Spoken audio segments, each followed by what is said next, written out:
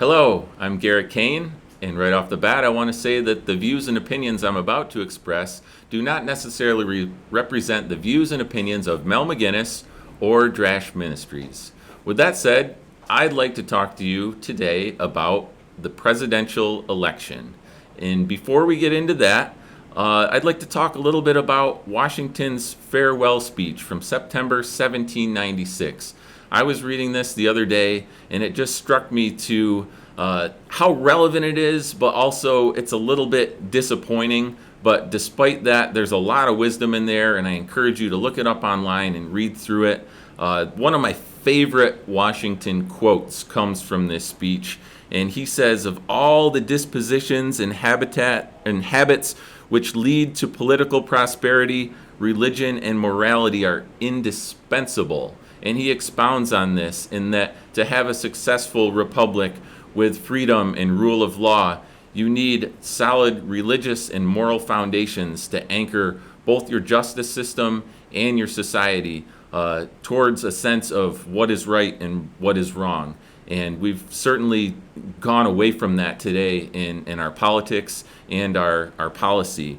A few other things that he warns about in there in 1796 is extreme partisanship, leading to a degradation of our republic and our unity, in that people are more apt to become more loyal to these political parties than to each other in the good of our country. And we've definitely seen that in the last 150 years with the two major parties. He also warns against strong adversarial relationships as well as strong in too cozy relationships with allies in terms of getting drawn into wars, both with people that we're really could be really mad at, or on the side of people that we've got some sort of some loyalty to. And we can see that today in that we're sending financial aid to countries all over the world, and certain countries like Saudi Arabia, who we should have nothing to do with, especially in terms of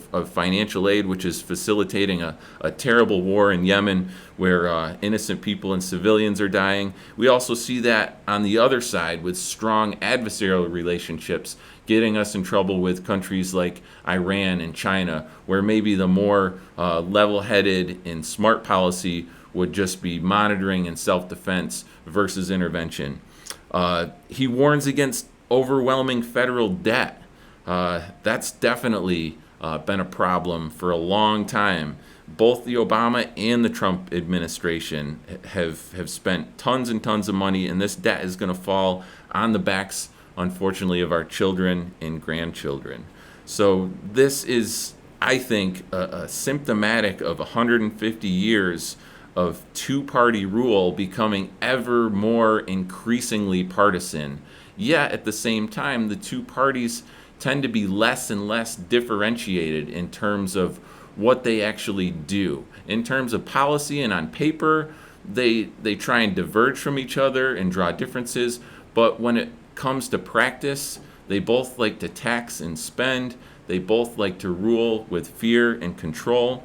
So with that said, I think it's time that we think about building up a third party in this country. Obviously, I'm partial to the Libertarian Party.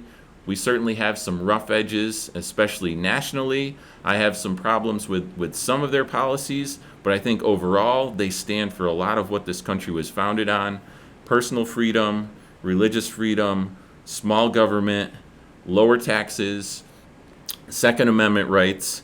And I think when we can, we need to build these parties up, especially at the local level. That said, in this current election, I realize that our candidate for president has very little chance of winning. And if I had to pick a preferred candidate out of the two major parties that I don't really care for, I would come down on the side of Donald Trump. Even though I do not have a strong sense of loyalty to him. I think he hasn't delivered on a lot of his campaign promises in 2016. Our young men and women are still dying in foreign wars. He's outspent Obama in terms of the budget. I don't think he's drained the swamp as much as he said he was going to, or as much as some people had hoped he would. So that said, I'm still not going to vote for him. I live in New York State, and I'm going to give you a little bit of a history lesson on the last 3 decades of New York State politics. So I was born in 1979. Since 1984, when Ronald Reagan squeaked by Walter Mondale by an 8% margin, no other Republican candidate for president has won New York State. The only one that's been within single digit margin is Bush getting edged out by Dukakis in 1988. That was 4%. Since then, the average loss of the Republican candidate in New York State has been over 20%. 20% in a nationwide or in a state election is a pretty good butt whooping. So Trump, for instance, lost to Clinton in 2016 by 22%. And if you know anything about the Electoral College, it's all or nothing. New York State has, I believe, 29 electoral votes, and they all go to whoever wins the state. Now, like I said, I hope Trump prevails overall, nationwide, but it's basically a foregone conclusion in New York State. So I don't see a better time to support a third-party candidate, and especially since we need, as a third party, we need a threshold of at least 150,000 votes to maintain our ballot line. We didn't used to need that much, but after our candidate for governor in 2018, Larry Sharpe, secured it, Cuomo and his cronies in the Election Commission in New York State basically changed the goalposts for us to maintain our ballot status. It used to be just during the governor elections. Now it's during the presidential elections, and we need to get 150,000 votes or 2%, whichever is the higher.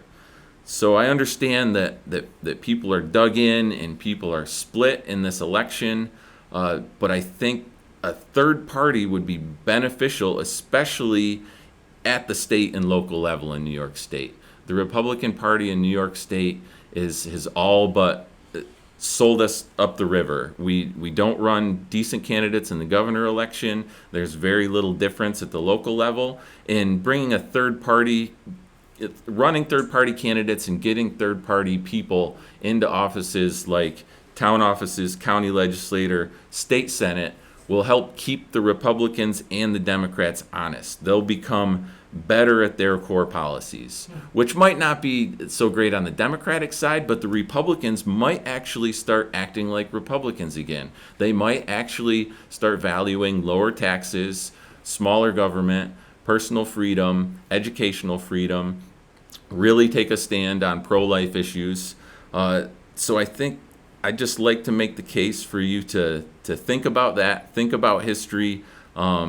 It's basically a shoe-in in New York State for the Democrat. I'm not saying take down your Trump signs. I'm not saying cancel the boat parade, because we are close to Pennsylvania. So if you want to leave your signs out there for everybody who comes up from Pennsylvania, because that state's going to be close. My point is that New York State will not be close. And I will guarantee you that whatever margin, whatever percentage that the Libertarian candidate Joe Jorgensen gets in New York State is not going to make the election for Trump. My prediction is he'll probably lose by the same amount that he lost to Clinton, about 20%. The Democrats will take our 29 electoral votes, and we'll see what happens in the rest of the country. If I happen to be wrong on that, I will never show my face on the Sophie Scholl Society ever again. So that's how confident I am, because I love coming down here and being with Mel and Andy. So please just consider it. Watch the polls. I know the polls were wrong in some of the swing states in 2016. The Siena poll in New York State has been pretty much dead on the entirety of my lifetime. In 2016, they called it 17% for Clinton in New York 3 days before the election. It ended up being 22. That's pretty accurate for a poll. It was similarly accurate in the prior year in 2000, going back to 2008.